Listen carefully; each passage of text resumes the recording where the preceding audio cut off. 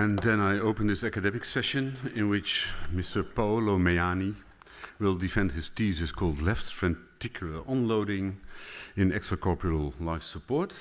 Before we do that, I'd like to introduce the supervisory team. They're never mentioned. And I think that is impolite. So Professor Lorusso was the first supervisor, and Professor Maassen was the second supervisor. And then on the online, there's Professor Ranucci from Milano in Italy, who was also supervising you. And then all the opponents I will introduce when they get their turn to ask a question. But first, let's hear what you've been doing. So please give a summary of your work, Mr. Meiani. Dear Prorector, dear members of the Corona, family and friends, in the next 15 minutes I will provide an overview of my thesis on left ventricular unloading in extracorporeal life support. Extracorporeal life support, also called veno-arterial extracorporeal membrane oxygenation, is a life-saving machine which consists of a venous cannula, a pump, a membrane lung, and an arterial cannula. Extracorporeal life support simultaneously provide a temporary circulatory support and extracorporeal gas exchange, bypassing the cardiorespiratory system. The blood is pumped out of the body, passed through an artificial lung, and then blood is returned to the patient thanks to the force generated by a pump. The primary indication is cardiogenic shock refractory to a medical treatment with an approximately 40% survival. This device is also used as a resuscitation therapy for a refractory cardiac arrest with a severe poor survival rate, although suggestions of improved survival have been observed in selective patient subgroups. This is an invasive treatment and is not free of complication. In fact, from a mechanicistic perspective, left ventricle is a pump, usually with a poor contractility, which is connected through the aorta to the ECMO pump, the strongest one. The left ventricle and the ECMO pump the blood in the opposite direction, leading to an increased resistance to forward blood flow, also called afterload, and leading to a critical left ventricle overload. This is the worst scenario, which clearly shows an overload of the left ventricle. Therefore, we need to support the heart and lungs, but also to unload the heart, which works against increased resistance with the risk of left heart distension, blood stasis, and thrombosis. And this leads to jeopardize the left ventricle recovery. First of all, which are the modalities to unload the heart during extracorporeal life support? In our review published in 2017, we firstly show how the evidence available on this subject remains very limited. 60% of the selected papers were case reports or case series. Therefore, grounded data were needed regarding the hemodynamic and physiological changes provided by each technique. Left ventricle unloading strategy can be classified according to invasive or non-invasive approach, direct or indirect, surgical or percutaneous strategies. Intra-aortic ballooning pump is a long, skinny balloon placed in the aorta, usually via a femoral access. This device modulates the flow of blood through the aorta, reducing the resistance to forward blood flow. However, its use is still very and extremely controversial. This is a reason why we investigated 184 adult patients supported with peripheral extracorporeal life support at Maastricht University Medical Center between 2017 and 2018. 10 intra-aortic ballooning pumps were placed in order to treat the protracted aortic valve closure after extracorporeal life support implementation. As you can see here, the echocardiogram shows a clearly protracted aortic valve closure when the patient was only supported with extracorporeal life support. The ECMO-related flow may completely impede the forward transaortic flow. On the contrary, the intra-aortic ballooning pump implementation will restore the aortic valve opening in the majority of cases. Which is the most effective left ventricular unloading technique? Among all the left ventricular unloading techniques, we investigate the pulmonary artery cannula, the atrial septostomy, and the transaortic pump. We perform 2 experimental studies based on the same cardiogenic shock model in order to get solid hemodynamic data regarding different unloading techniques. The main features of our model were the following. First of all, the ischemic cardiogenic shock was induced by occluding with a balloon catheter the left anterior descending coronary artery. Secondly, a full instrumentation, which include an extensive echocardiographic pressure, volume, and hemodynamic evaluation, was obtained in order to get the best phenotypization of the phenomena.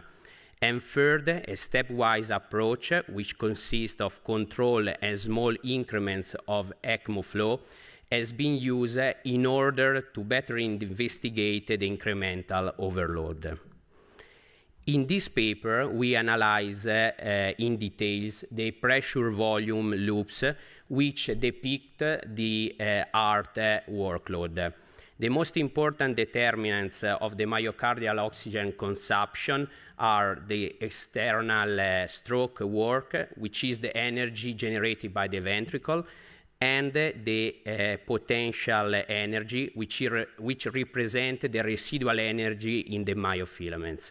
The sum of those is the pressure volume area, and any increase in pressure volume area corresponds to a linear increase in myocardial oxygen consumption. So therefore, unloading means reducing pressure volume area, and so cardiac distension and heart work. Pulmonary artery cannula is a venous cannula, 19 French, 50 centimeters, percutaneously placed in the main pulmonary trunk via internal right jugular vein, and this is connected with the venous arm of the ECMO circuit. The role of this cannula is draining blood from the pulmonary artery, and this is, of course, an indirect unloading method. Pulmonary artery cannula was able to reduce the pressure volume area by 10% in our animal model, and therefore represent an effective means to unload the left ventricle. Atrial septostomy is simply a hole which allows the blood shifting from the left to the right side. In our experiments, atrial septostomy procedure was achieved via a femoral vein access with a needle transeptal puncture followed by an atrial septum balloon dilatation. After the atrial septostomy, a significant decrease in pressure volume area by 22% was recorded. The transaortic pump, also called Impella, is the catheter-mounted microaxial flow pump capable of drawing blood from 2.5 to 6 liters per minute. Impella draws blood from the left ventricle, as you can see here, into the aortic root across the aortic valve.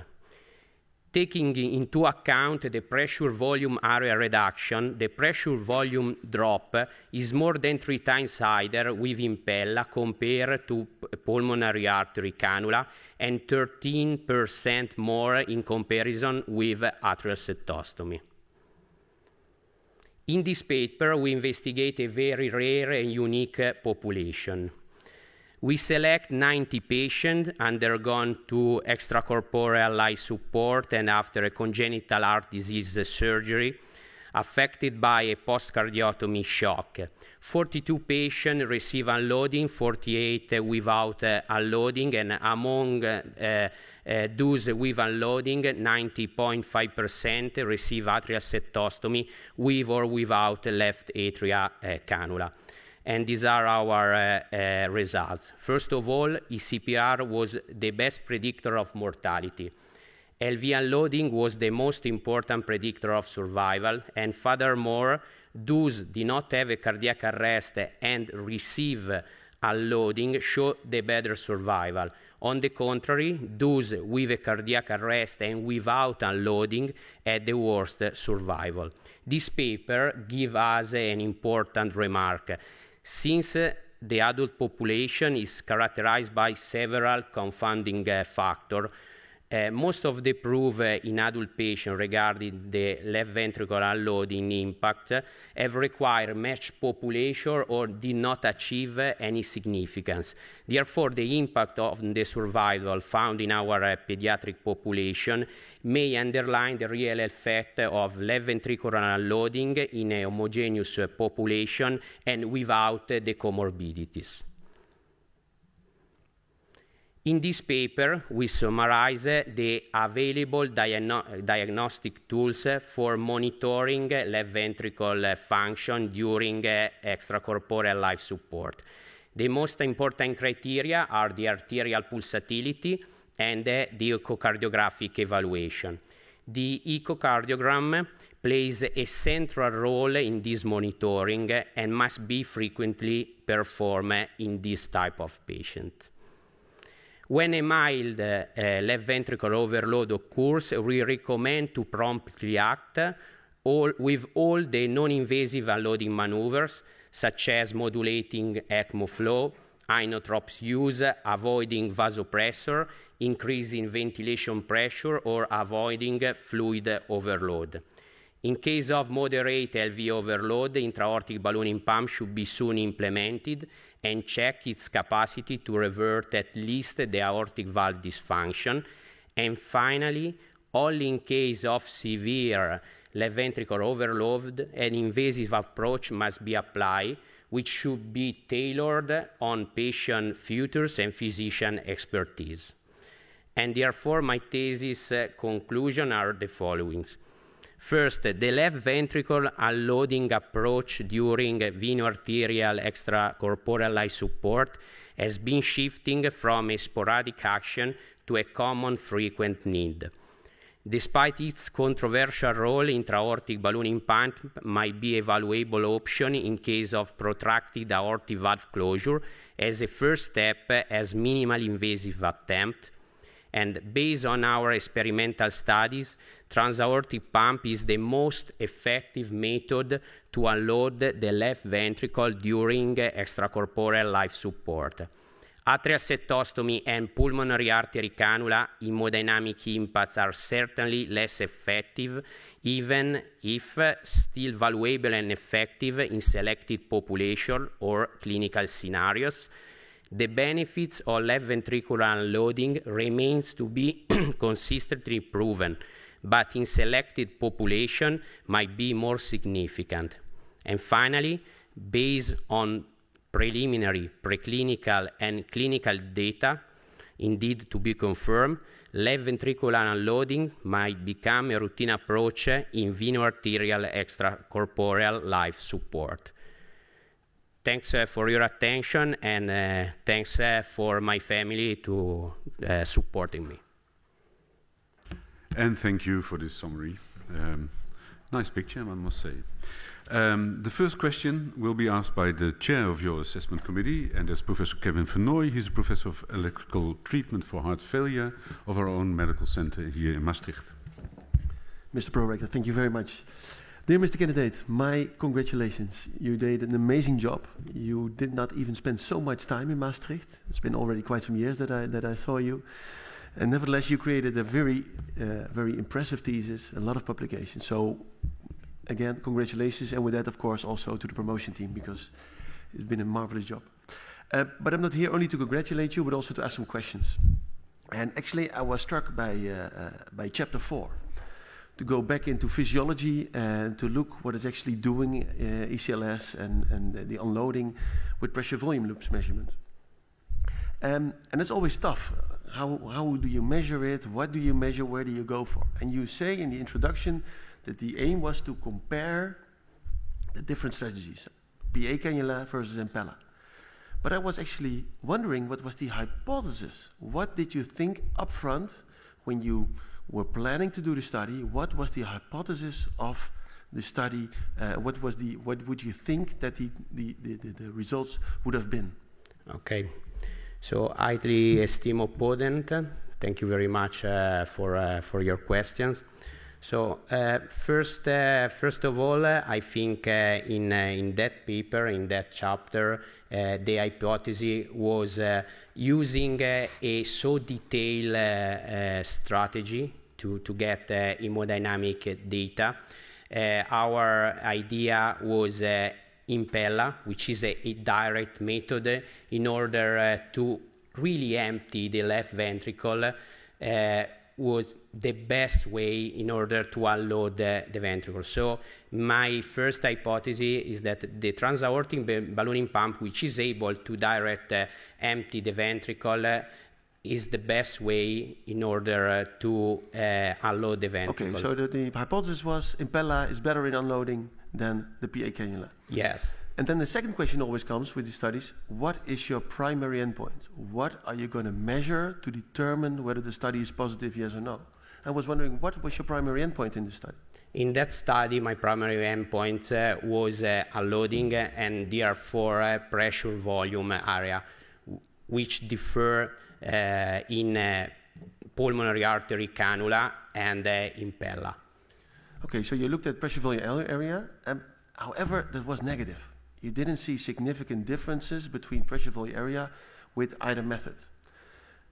So then I thought, looking, what you really saw, and you also showed that in your presentation, that however the stroke volume went down, or stroke work I have to say, went down. So you concluded that at least Impella is better in reducing stroke work.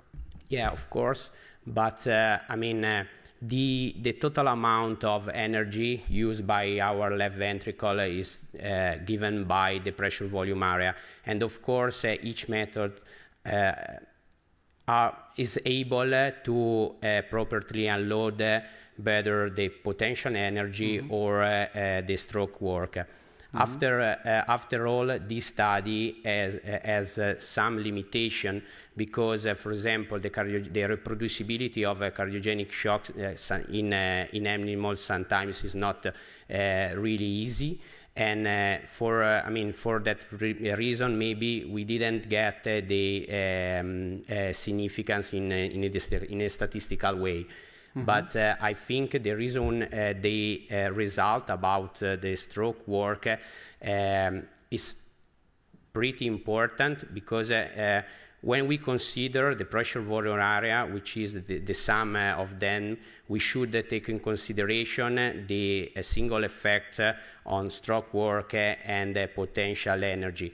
For example, in that case, the Impella was also able to reduce the potential energy. So the total amount of the effect of the unloading for Impella was, let me say, not statistically significant, but significance compared to the other. Because reproducibility indeed was rather tough in this study. With two different groups were not really comparable. How could you have changed the method of the study that maybe it would be better to compare both methods? This is for sure a perspective for a future study. What could you hypothesize what you could have done differently in the protocol to maybe overcome the reproducibility problem? I mean, I think one of the strategy that we can use is for sure using a long follow-up because we use a very short protocol. So it means that we measure all these hemodynamic changes after 10 minutes. So I strongly believe that sometimes there is a sort of changing, and this changing is much more reliable after 20 minutes, 30 minutes. So I would improve the protocol in this way. Very good. Thank you very much. I'm very happy with the answers, and I'd like to give the word back to the prorector. Thank you.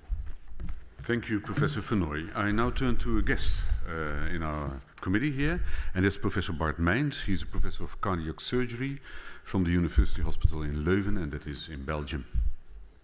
Thank you, Chairman. So, dear Dr. Anders, you give a very clear presentation. Thank you, and it's also a very complete book already. Thank you for having presented this. I still have a few questions, though. First of all, on Chapter 3, on the role of the intra-aortic balloon pump. So you've made a study in the patients, but it's always very debatable how the balloon pump should be timed in combination with ECMO, because if you use a balloon pump only, it's used in a counterpulsation mode. But with a peripheral ECMO, you can imagine that if you use it in the counterpulsation mode, that you just have full load at the moment of systole. So you didn't make a remark on this, on how the patients were timed with the balloon pump, but I want to hear your opinion on this. What do you think is the best mode of using the balloon pump in combination with the peripheral ECMO? Okay, highly esteemed opponent, thank you very much for your comment. So first of all, I think the role of balloon pump, in my opinion and in my clinical practice, must be a sort of intermediate approach to LV unloading. It means that if I have a poor left ventricle, so with a ejection fraction, for example, 5–10%, it's very difficult thinking that ballooning pump can really revert and help my left ventricle. So I think timing for and the approach with ballooning pump should be something before a very invasive strategy in that regards. So I think intra-aortic ballooning pump might work in patient with still a moderate dysfunction, and also in order to revert some issue, for example, the aortic valve closure. But if the left ventricle, the contractility is very poor, I think we need something more. I agree on that last one, but my question on the timing is timing in the cardiac cycle. So in counterpulsation or during systole?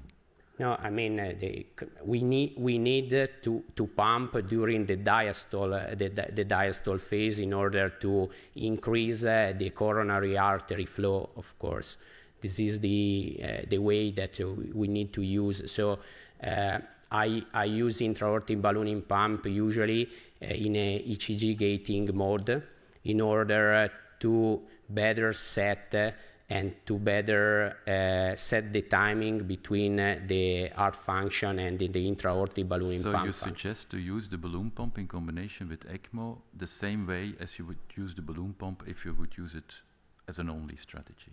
So you don't think that the timing should be different if you use it in a peripheral ECMO? I mean, I would target the timing with the heart function. Mm-hmm. Okay. I think it's controversial. It should be. Yeah, it sure. should have been very nice to see that in your big model. I got a second question on page 150. That's in chapter 8. You make a flow diagram on how to do the strategy with ECMO, and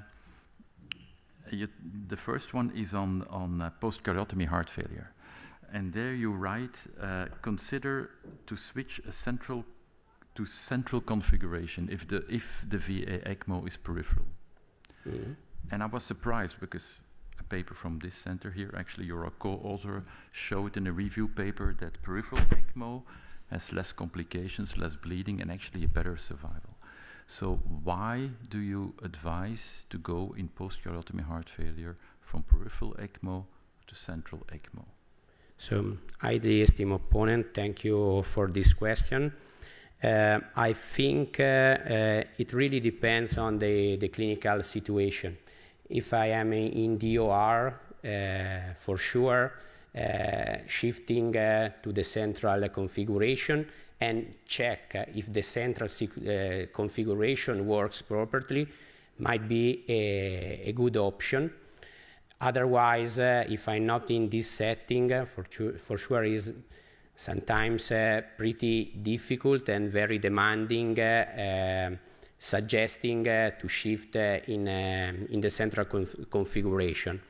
But overall, I think this topic is still very controversial.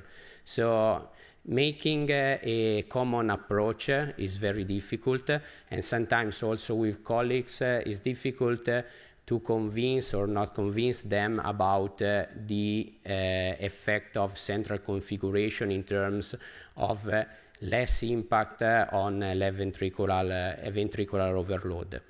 So after all, I think my answer is if I am in DOR and I have the availability of an easy OR, I would try that, because we should also bear in mind that all the techniques that we provide to our patient have a biological cost in terms of aggressiveness or use more anticoagulation, for example, use the Impella.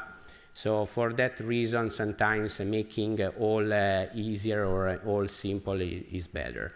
But of course, it depends on the clinical scenarios and the specific situation.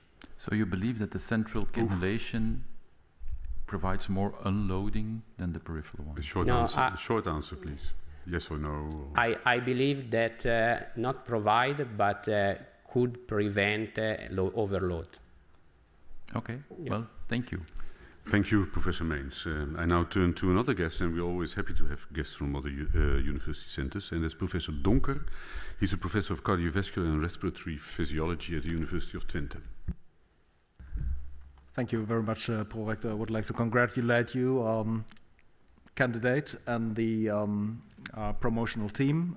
Excellent research, and I will continue to ask you a question about mechanical loading. And I did a bit of research on your book, and I found that you mentioned the term afterload 71 times, but the term preload just 35 times. Why is that? So do you think that afterload is more important than preload if it comes to overload? Highly esteemed opponent, thank you for your comment. So I think it's always a combination of both.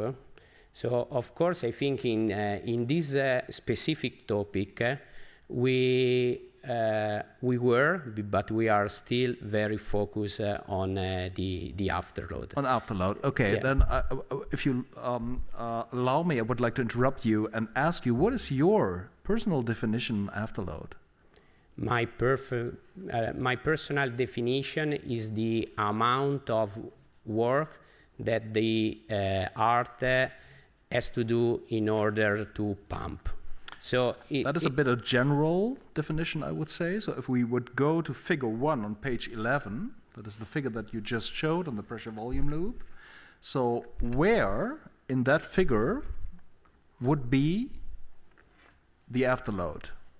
In that figure, the after this is a linear behavior, a linear relationship that the afterload as the TPR as in this graph. So is there a time point in the graph and the pressure volume loop where you think the afterload is represented? yeah, might be the end systolic pressure. Okay. This is the interaction between. Okay, so I interrupt you again, so to foster a bit the discussion. So I find that a very interesting answer, since that would be, I think, an appropriate answer, though I doubt a bit if that is really the whole truth. And that brings me also a bit to the discussion about pre and afterload. So if you think about the end systolic pressure and the arterial elastance, then that would be actually the end systolic pressure divided by the stroke volume. So that is actually what you just said. It's the work, the force that has to be generated by the heart to generate the stroke volume. But this end systolic pressure is just a single time point. And how long is that time point? In that case, for 1 beat. So Is it probably just infinite, actually? Is it just so short, since it's just one spot on the loop, isn't it?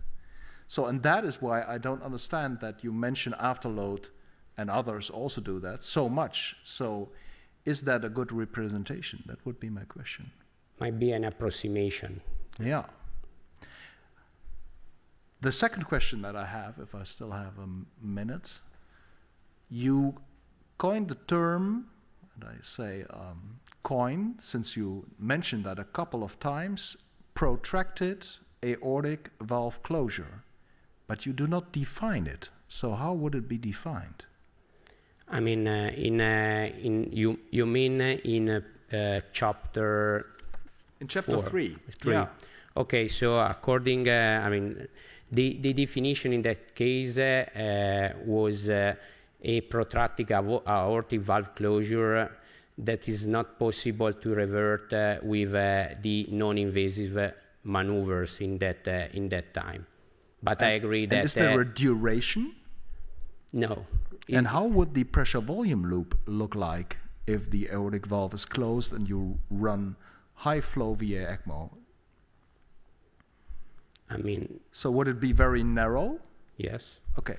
So that means that the pressure volume area is probably large, but the stroke work is very minimal.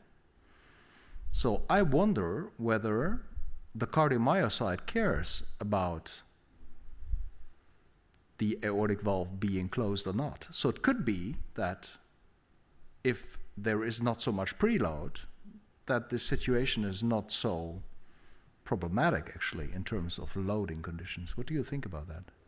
I think, I mean, in order to better understand all the system, is also important to consider the preload in that case. So it's always a combination of both. Okay. Thank you very much. I'm satisfied with your answers and give the word back to the pro-rector. And thank you for the discussion, Professor Donker. The next guest is online, so he is present and now on the screen as well, I hope. And it is Professor Jan Belolavec. I think we see somebody else here.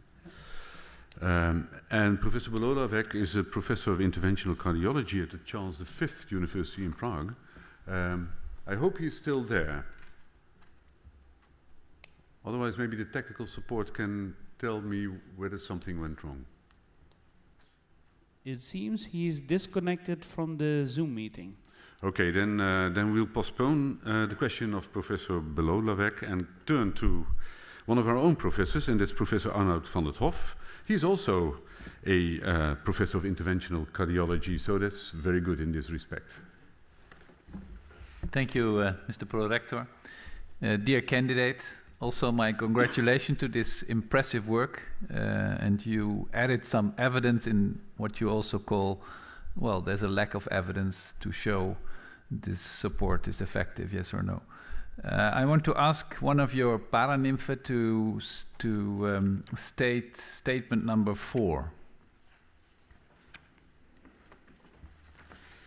Currently, septostomy may be considered as efficient, affordable, and widely available method that does not introduce artificial bodies nor it challenges aortic valve. Thank you very much. Yeah, this seems very attractive, this septostomy issue. I don't know if you're familiar with the recently performed REDUCE lab heart failure trial, which is performed in patients with chronic heart failure. Are you familiar with the results? Not honestly. We participated in this study. We made a kind of atrial septum defect in patients with chronic HFpEF and also marginally reduced ejection fraction. And more than 600 patients were part of it and randomized, but no effect at all was seen in improving the outcome of these patients. Do you have an idea why this might not work in this specific patient population? Highly esteemed opponent, thank you very much for your question. So, first of all, I think achieving outcomes in population, especially in intensive care, is extremely difficult. You mentioned a different population. So I think atrial septostomy is very effective in terms of acute unloading. So I was surprised during the experimental model when I really appreciate and saw the pressure drops. But I think over time, then, if I have a poor contractility, I will have a lot of hemodynamic change that could not finally impact on the outcome. No. So I think in that case, the atrial septostomy might have been a good opportunity to unload the ventricle, but for a short time. Then, if you have a failing heart, this is the cause, and you should revert this. Okay. So, what do you think when you have a different patient, for example, a patient in acute cardiogenic shock because of large anterior MI, and you have the choice between the Impella device and the atrial septostomy? What would you prefer in that specific patient, for example, a 70-year-old male in deep cardiogenic shock? I would go for an Impella for sure in that specific population. And why? Why? Because it's the most. We have clear evidence that especially in cardiogenic shock due to MI, the role of unloading is crucial. It's pivotal also in terms of recovery. So we should act, and we should act as soon as possible.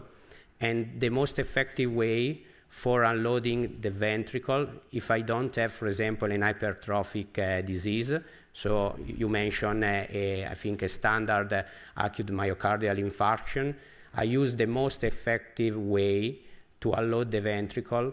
And I think also in that setting, I expect that recovery will be within 3-4 days. I mean, if I am pretty positive. So, and that's why I use this device, because then I can also skip the shortcomings of this device, which use. Yeah, I can imagine. But if you this practical solution, but if you have a theoretical issue, what would you prefer? Would you do the unloading via the atrial septum opening or the transaortic valve unloading? Transaortic valve unloading. Still? Yes. Do I have time for one short question? A very short question, yeah. Okay. With a very short answer then also. What in case when the patient has pulmonary hypertension? What would you prefer? Then it's difficult. And I think pulmonary artery cannula might be a good solution. But I should take in consideration also other features, for example, the right ventricle function. So pulmonary hypertension without right ventricular function, dysfunction, the pulmonary artery cannula might be a good option, also with dysfunction. But of course, I should take in consideration more aspects in that case. Thank you very much for your answer. I give the word back to the Prorector.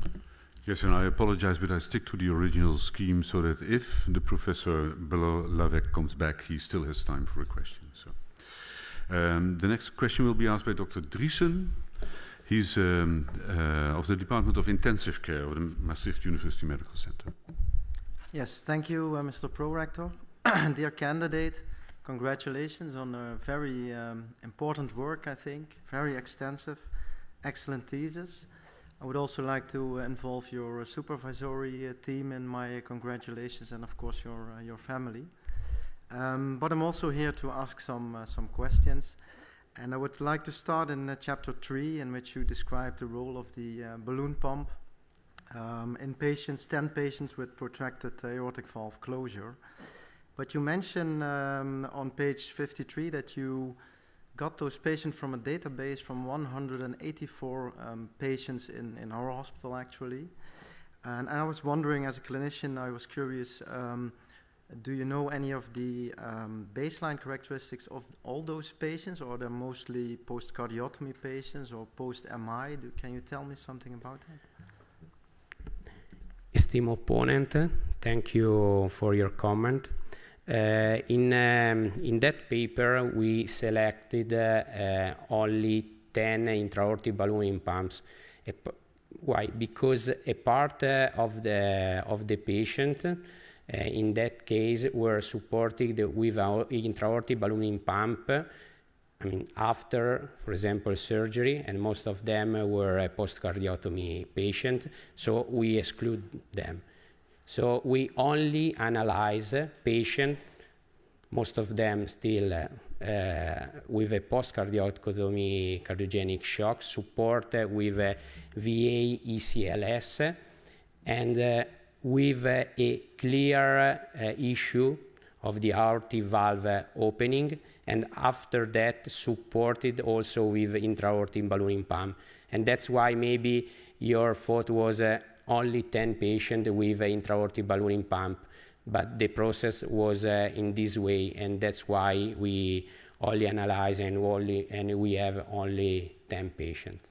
Okay, thank you. I agree. I recognize, and our center, I think, a big group patients on ECHLS is post-cardiotomy patients. To continue this subject, you also described that in total 44 patients received a balloon pump, and 10 of those were for the indication of a protracted aortic valve closure.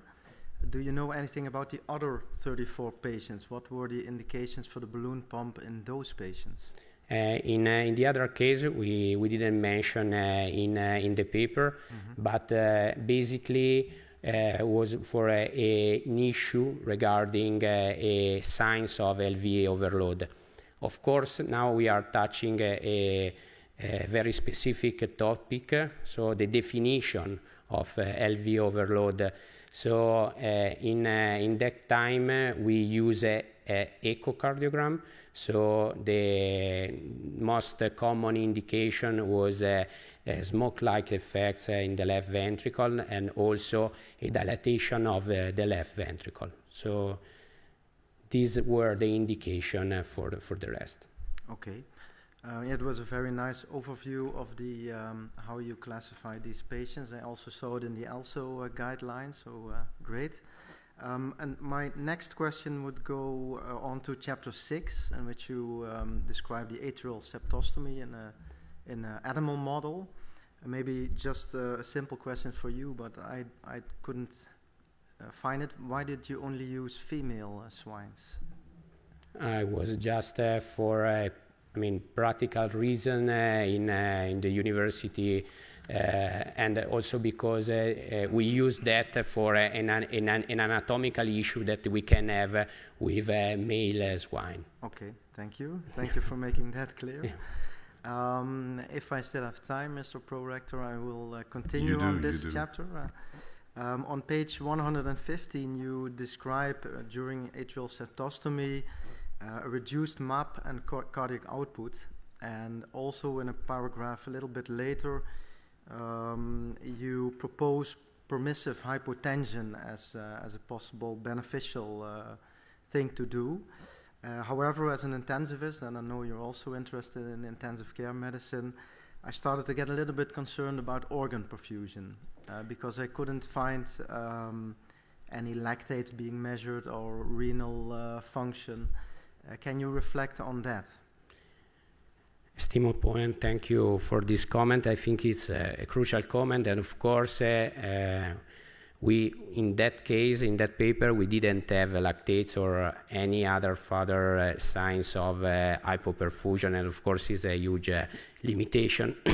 But regarding the permissive hypoperfusion, I think this is something that is coming out also in the literature and in some ongoing studies, that we try to target the pressure a little bit less using a full monitoring of the organ perfusion.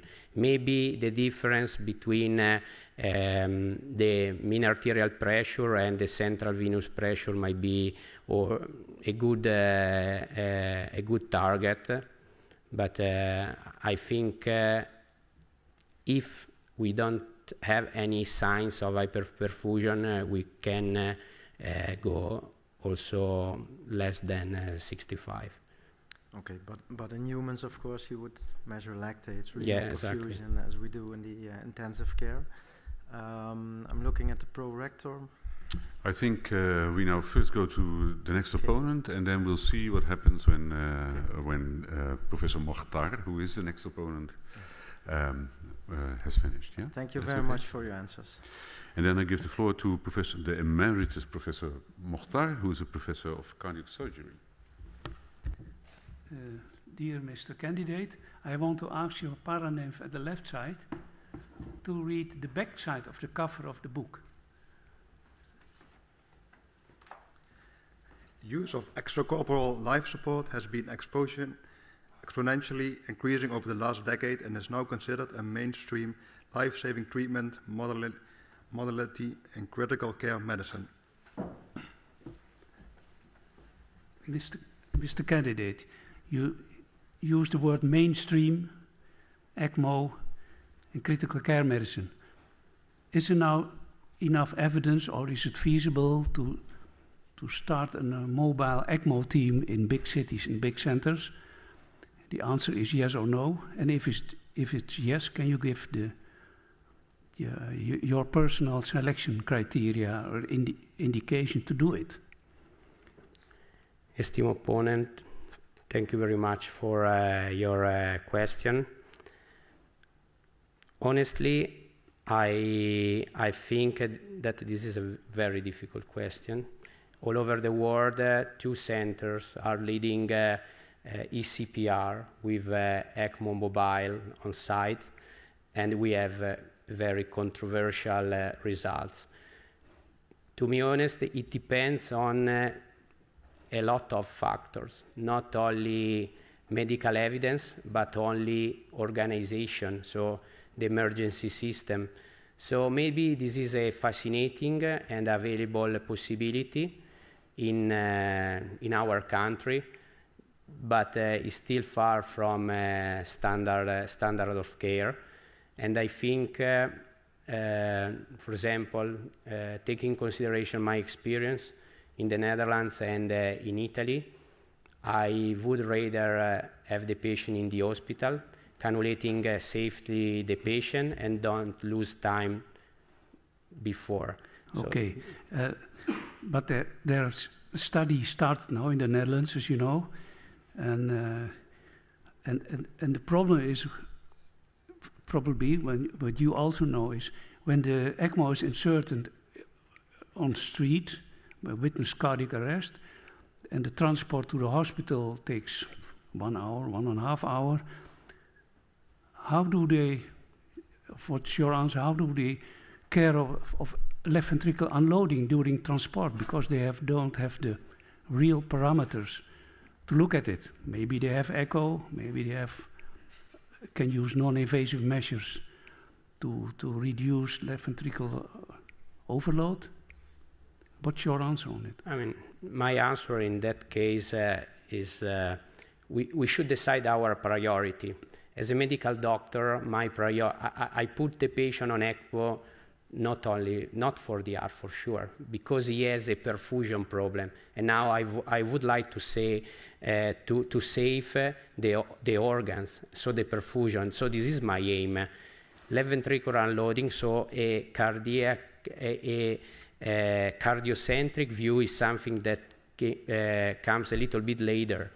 So that's why I would avoid to unload actively with an invasive strategy the left ventricle in this setting. I would rather wait and unloading the ventricle in the hospital, because first of all we need to save the organs. Okay, and the second question is about pediatric cardiac surgery. There is also, let's say, there are excellent centers with pediatric cardiac surgery and especially complex cardiac surgery, and we see now more use of preoperative ECMO. What's your, let's say, your opinion about that? To start pre-op ECMO in complex pediatric cardiac surgery with patients with cardiopulmonary instability. Thank you very much, highly esteemed opponent, for your question. I think it's also a difficult topic, but if we look at the high-risk PCI, for example, I think also in cardiosurgery we are developing a new era of high-risk cardiosurgery. Yeah. So my question and my answer maybe is a little bit provocative. Why not? I mean, of course, we have to balance the shortcomings and the advantages, but if we are able to manage properly the patient, I think it might be a valuable solution. We have to take in consideration that we have to put our patient on the OR in the best solution. Yeah, that's true. Okay, thank you for your answer, and give back to the prorector. I just got notified that the connection with Prague has not been recovered. So I propose that we now fill the time by asking the two opponents over there, and we agreed this beforehand, to ask some more questions. So first, I again turn to Professor Donker, and then I hope I still have time for Dr. Thiessen. Thank you, Pro-Rector. Dear candidate, a bit to wrap up your work, I honestly wonder if you think that interventional unloading, so adjunct unloading to already an intervention, if that is really needed. So the first question that I would have is the intra-aortic balloon pump, is that a valuable tool for unloading? Yes or no? Difficult, yes or no. I know, that's why I'm asking. Yes or no? No. Okay. That is a bit of pity, but because you showed us in the book that it might be valuable. And so my question would be, the balloon pump is a very weak unloader. Nevertheless, it shows some beneficial results. Do you think that you could reach a similar effect by a smart pharmacological intervention during ECMO? I think so. And what would that be? I think first, I think intra-aortic ballooning pump is a solution in between.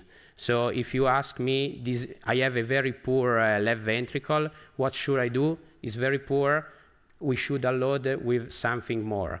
Okay. Yes, so I take that. But what pharmacological intervention, and not referring to the discussion that we just had on hypotension and lowering blood pressure, that I think is easygoing, but what pharmacological intervention could be very attractive to unload? To me, the combination of an inotrope use and the vasodilators might be What about a beta blocker? Since inotropic drugs will increase calcium overload, so that might hamper recovery. So what about a beta blocker? Honestly, or a calcium antagonist, a true calcium antagonist, so as verapamil? Honestly, I would avoid the calcium antagonist. And why is that?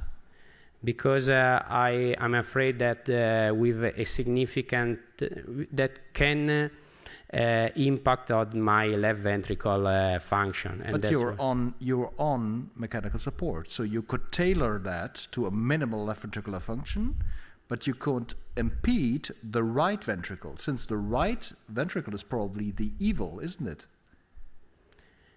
Yeah, it might be. When it comes to overload. To be honest, I never use this type. But could you think about that? So could you imagine that a beta blocker in combination with a calcium antagonist, could that relieve left ventricular overload? I would start with an animal model and then go into the clinical. Okay, so but you're not completely excluding that, huh? That is what I understood.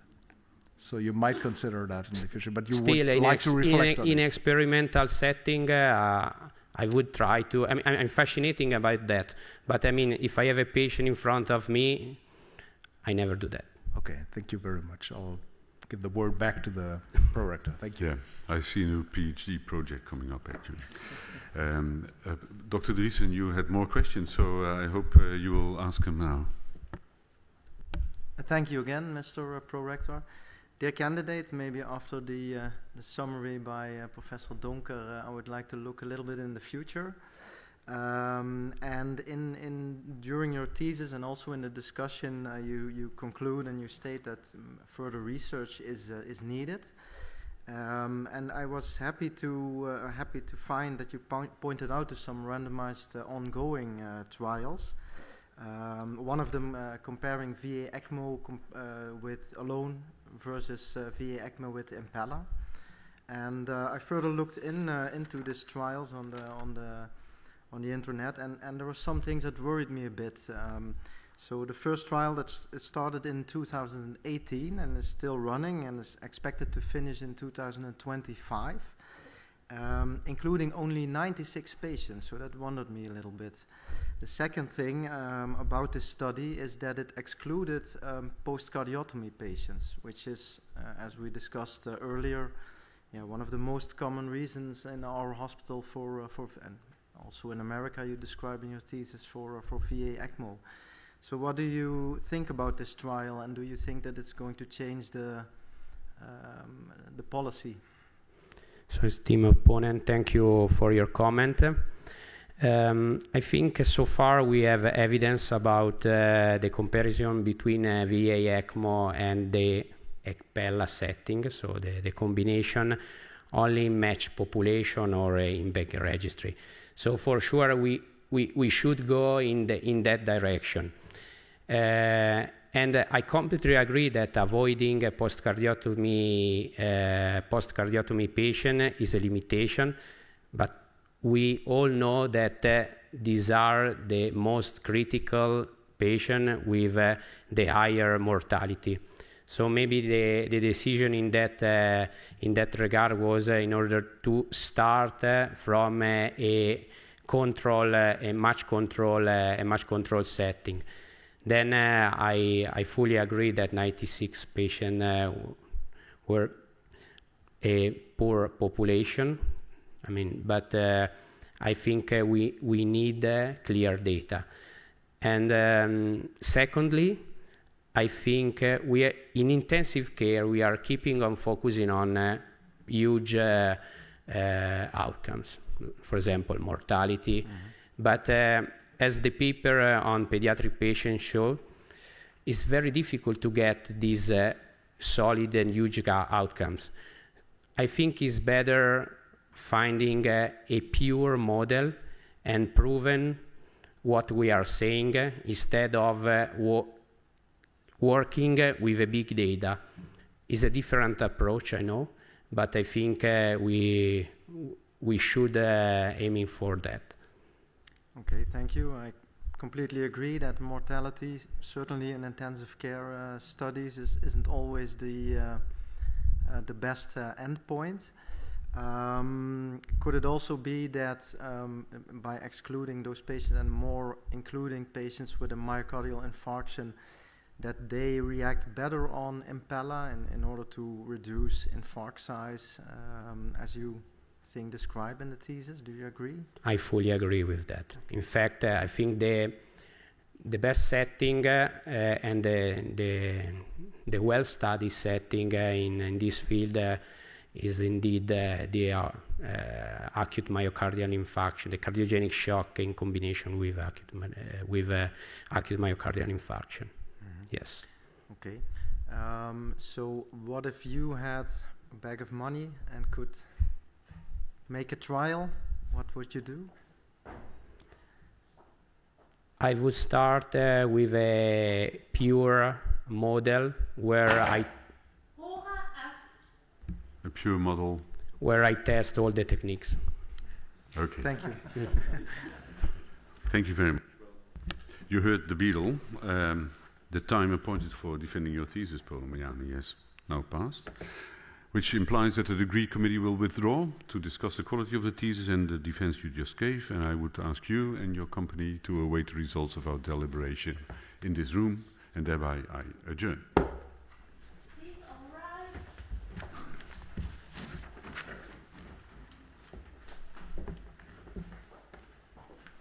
The PhD defense has now ended. The degree committee will debate the candidate's performance behind closed doors.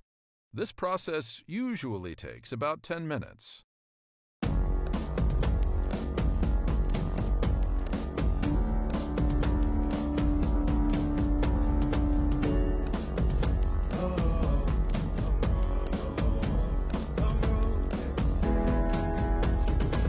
Long road to the south side, 7 miles in my rearview mirror. I know what it felt like. My goal's only getting clearer. East side to the west side.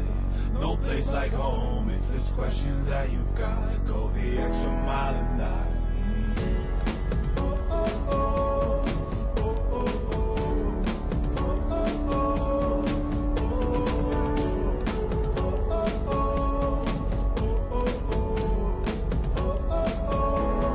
I know what's on the line. I know you know that I can't read your mind. Years can't fly by now, don't waste all your time. Cause I'll go the extra mile.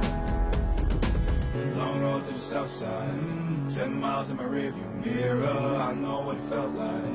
My goal's only getting clearer. East side to the west side, no place like home. If there's questions that you've got, go the extra mile and die. On the dash, got my laces tied. Long road, I don't waste no time. Break rules because fate decides. With the team and we chase the light. I make a move, fall down, shake it off. I hate to lose, bad branch, break it off. No room for negativity, praise and love. Prepare for deep part cause we're taking off. Get the mileage, traveling so far from home. Gathering knowledge, other connections. I put the time in to get everything I ever hoped for. It's a challenge and we all in. It's a better future that we go for.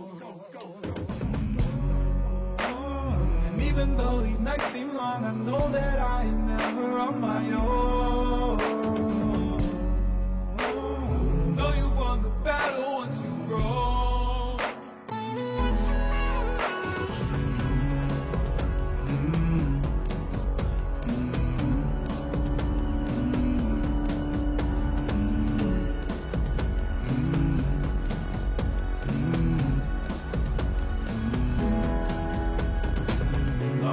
South side, 7 miles in my rearview mirror. I know what it felt like. My goal's only getting clearer. East side to the west side, no place like home. If there's questions that you've got, go the extra mile and die. Long road to the south side, 7 miles in my rearview mirror. I know what it felt like. My goal's only getting clearer. East side to the west side, no place like home. If there's questions that you've got, go the extra mile and die.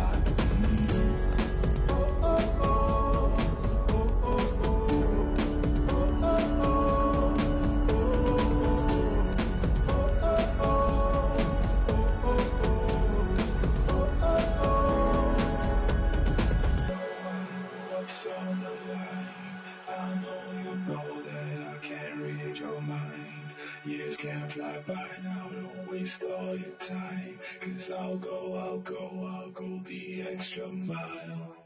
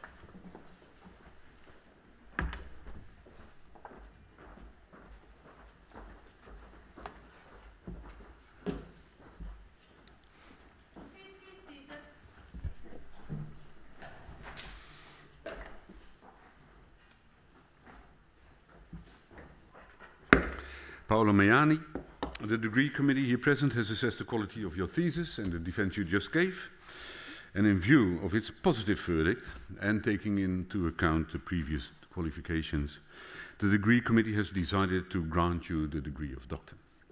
Professor LaRusso is authorized to confer upon you this academic distinction in conformity with Dutch University custom. I invite your supervisor to take the floor.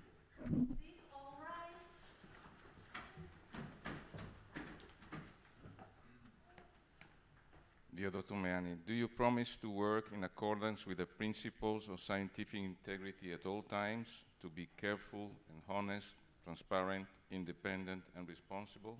Yes, I promise.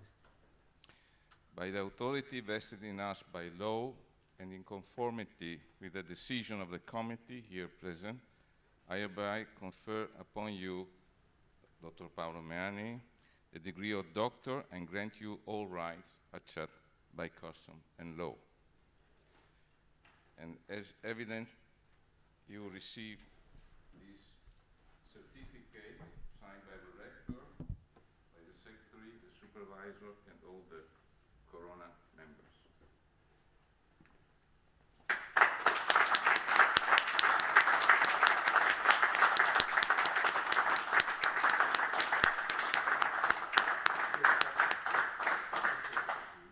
Please be seated.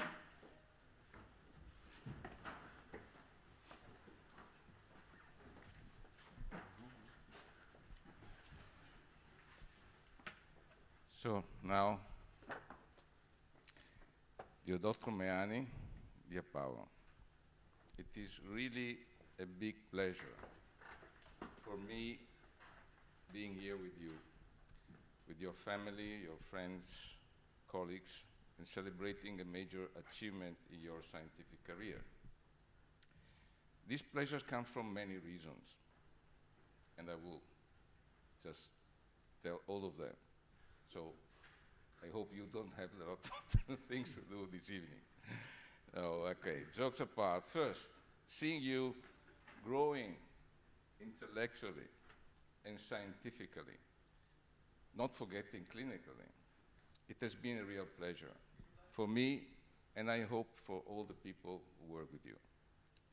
It is often said that mentors should aim at having pupils and supervised fellows, overpassing their own status and achievements. Well, I think you did a lot of things, and may be proud of supervising your PhD pathway, looking at the passion and enthusiasm you put in your scientific tasks and objectives.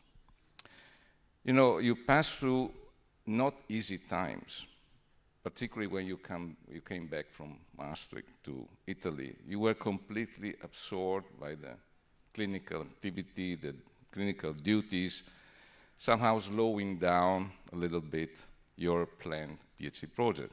It took a little while to make you realizing that you had to react, and you did it in the best way, fulfilling all the planned target and objectives, as I said before, even being able to successfully combine a busy hospital and clinical activity with research and also experimental duties. Secondly, you are a cardiologist. I know a lot of people will say, you will say that nobody's perfect, you are a surgeon. No. No, I must reassure everyone, this is absolutely not my point of view. Actually, the opposite. And why? Because I'm here. Because I learned here some time ago, 32 years ago, working with all the cardiologists here, with Professor Wellens, who was my supervisor. So, exchange. Now you are a cardiologist, you're a supervisor surgeon, you had the supervisor as a cardiologist, and I was a surgeon. So, and I learned as a young cardiac surgeon that you have to look at your peers, whatever the background is, and most likely you will learn more from the people of not your specialty. And this opportunity, I think you really took a lot of these advantages, and you showed me also how important and critical is the scientific relationship with the other people of other specialties. And whatever is your background and other interest and practice, and you really enjoyed, I think, this part. We are all scientists and investigators, no matter what is our background. And we hold the same aspiration objectives, which is enhancing the knowledge to treat better with improved outcomes our patients. And I think we did it together. And working together with you, once more, I could underline and appreciate the importance and beauty of working with you from different and many times equal perspectives, exchanging ideas, vision, data analysis, interpretation. It was really a big pleasure for me for this 4-year period of research and clinical heart team with you. Third, you showed me that despite having finished your residency in cardiology after 5 years, you were really and ready to become a fully qualified and clinician and so forth. But no, because of your passion and your dedication, you went back. You went back to another residency, which is really something unique, I would say. And I think you were ready to stand again back in a, sort of initial position as a resident, new resident again, but just to improve your knowledge, your skill, and towards a more modern profile of acute heart failure cardiologists able to assess and manage these complex patients from 360 degrees. You are passionate about mechanical support, and we share this passion, knowing that there is still a long way to go to improve patients' outcome in such a critical setting. But you were ready also to go to the lab and do preclinical work, again showing the great personal interest and motivation to explore all these aspects of scientific research. Fourth, your approach will be certainly a winning one. And you know why? Because you showed also to me and to many persons and people how ready you are to work with many foreigners and multidisciplinary teams, how Professor Bellens taught me many years ago, here in Maastricht, and you were also here in Maastricht. And I hope that I have shown to you how critical is the collaboration with colleagues, particularly with different backgrounds from yours.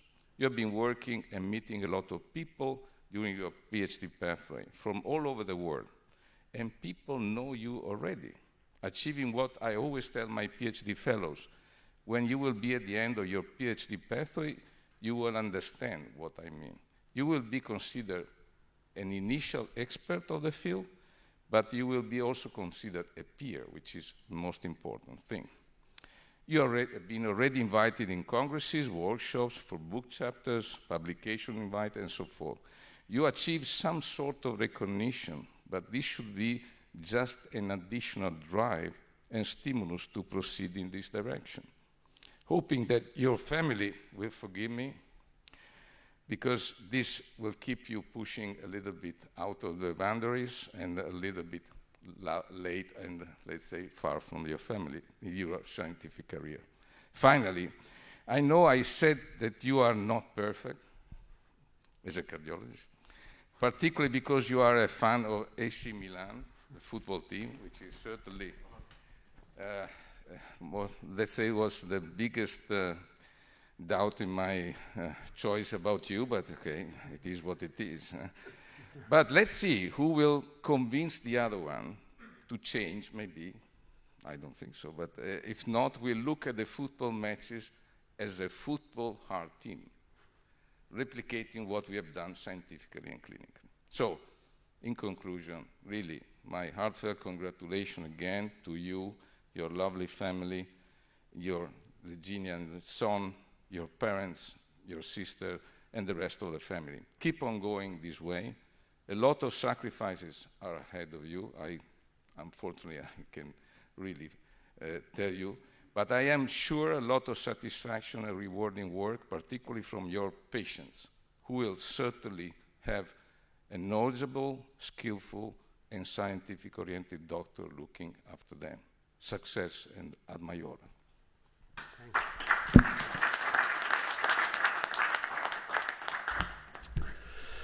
Well, thank you, Professor Lorusso.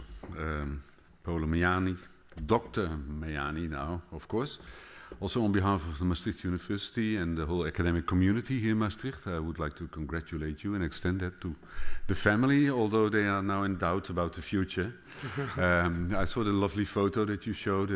I recognize one of the persons on that photo, I think. But anyway, also the other family members, of course, congratulate you.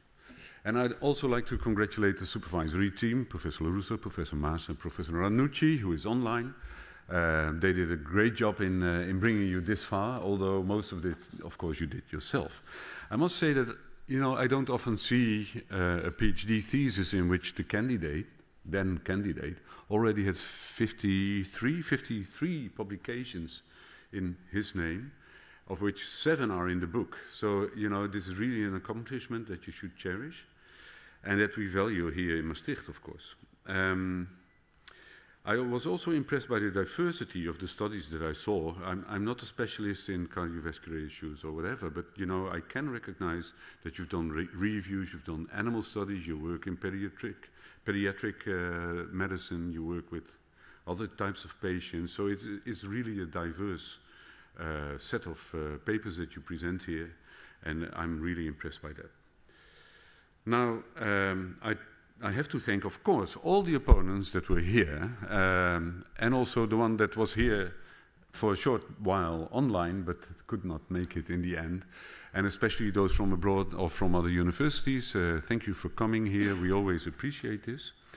And then we have a very special and unique ceremony today, because this is indeed the last PhD ceremony of Maastricht University for this academic year, which means that even I can take some alcoholic consumption afterwards, because there's nothing to be done after this.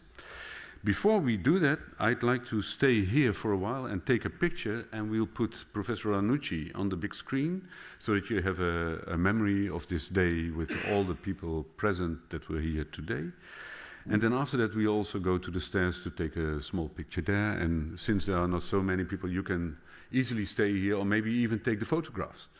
And by that, I would like to close this session. I